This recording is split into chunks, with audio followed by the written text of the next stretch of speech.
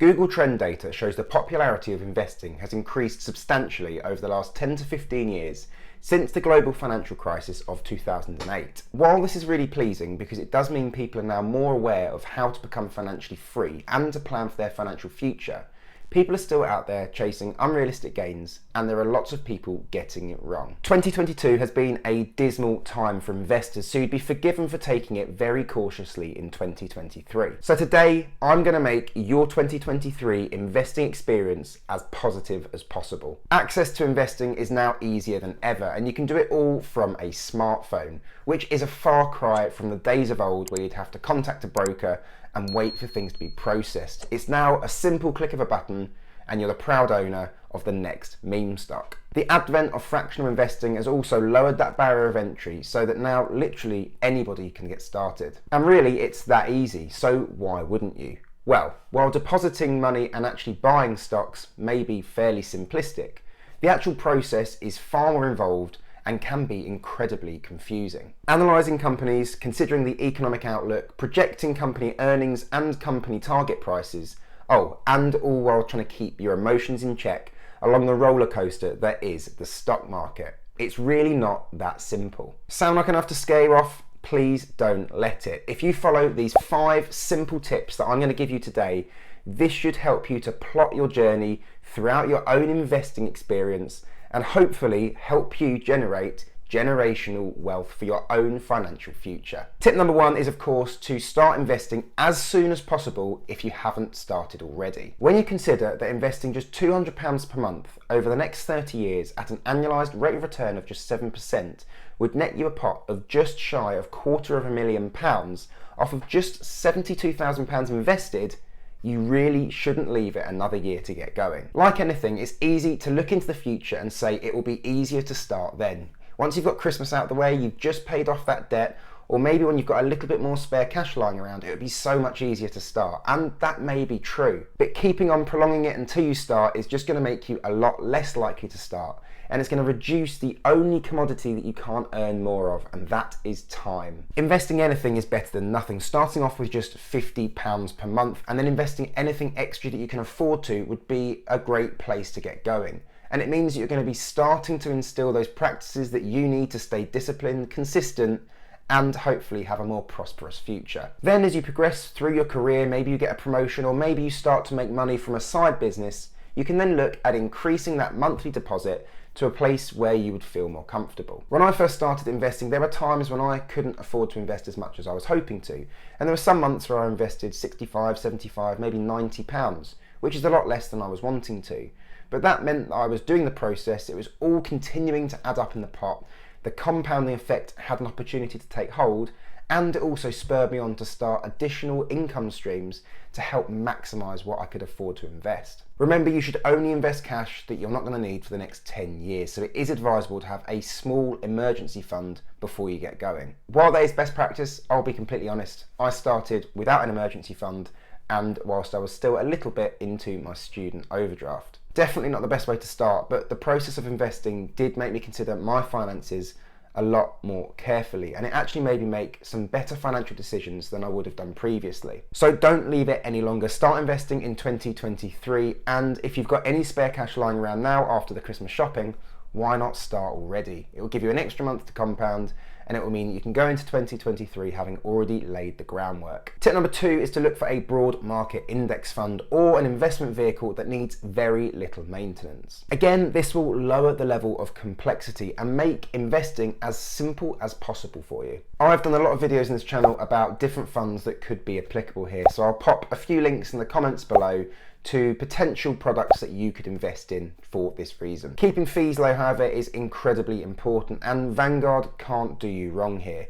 And that's why I've consistently invested using Vanguard products since I started out. The main benefits of investing in broad market indexes or something like the Life strategy is that they offer you massive diversification across a number of different sectors, and most of them offering diversification across geographical regions as well. It also means that you don't need to keep up to date with each of the individual companies that you invest in. Essentially, if the market makes money, you make money. The average return of the stock market is an inflation adjusted 7% per year.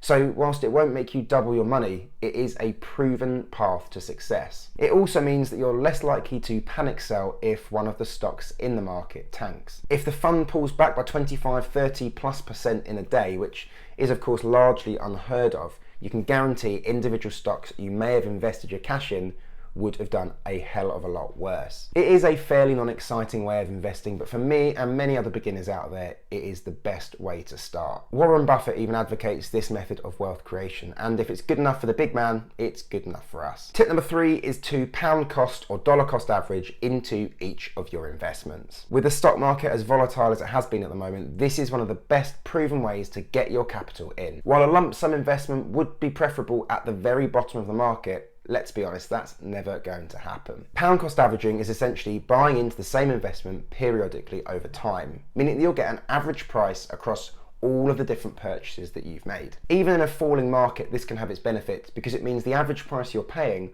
will slowly decrease over time. This means that when the market turns around and starts to gain again, it will maximise the returns that you see. In addition, I found that staying consistent makes me a lot more disciplined in the whole process. This discipline kept me engaged and made me want to invest every month. And it also made me look for different ways that I could supplement my income to invest more and more and more, which will of course grow the pot over time. The key here is making sure that you pay yourself first. So as soon as you've paid your bills, make sure you put money, set it aside for your investing before you go out and spend it on Christmas parties or anything like that. Make sure that you prioritise your investing as you'd prioritise any bill that you would normally pay. Because let's be honest, you're saving for your future, and if you don't do that, nobody else is going to. Tip number 4 is a really important one, and it is to control your impulsivity. This can happen in 2 different ways, but we'll start off with fear of missing out. We've all seen it happen, a massive surge in a stock or a cryptocurrency that is tipped to be the next big thing. Everyone starts to flock in, and of course the price continues to rise. But what you'll tend to find is that people at the latter end of that cycle tend to buy in at all-time highs. When this happens, there is generally only one way it's going to go, and that is of course down. This means you've then got the decision to make of, do you hold on to that until it tries to regain its position and then you can sell at break even, or do you sell at a loss? Too many decisions like this can push you back years in terms of your financial freedom. The other way, of course, that this can happen is if you try to catch a falling knife. People can too easily be hooked in by a 50% pullback in things like Meta, for example, or Bitcoin, and then it just continues to fall. People will think it's fallen already, it's stabilized, it's bound to go back up again, and then of course it does completely the opposite and goes down some more. Emotions need to be kept well out of investing, and it's really important to stick to your approach. This is one of the reasons why it's a good idea for new investors to stick to a broad market index, because it can reduce the chances of this happening. Just stay consistent and the results will come over time. However, in a world where we want immediate responses,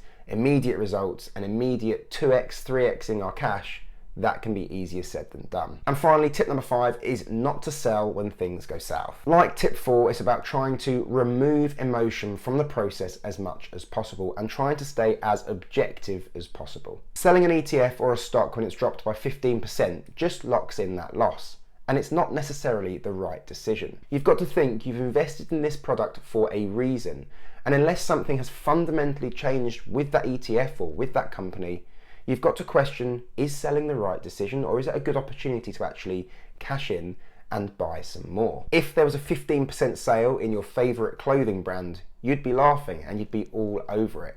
But the psychology seems to change slightly when it comes to investing. This can cause people to make rash decisions, which will in turn affect the overall pot size that you can expect to gain when your portfolio reaches maturity. Moving into 2023, this tip is even more important. 2022 has been a really tough year on investors, and there have been some large, hefty pullbacks in companies that we thought were probably immune from it. This is likely to continue into 2023, with some researchers suggesting it's going to be an even more volatile year than the one we've had so far. Therefore, it's important to remember that investing is a long game and consistency is key. Another thing that can greatly impact your success in investing is actually how much cash you can afford to put away every single month.